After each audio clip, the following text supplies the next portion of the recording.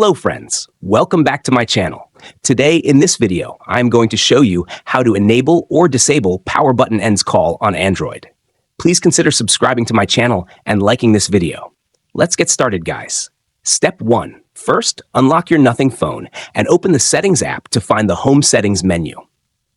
Step 2.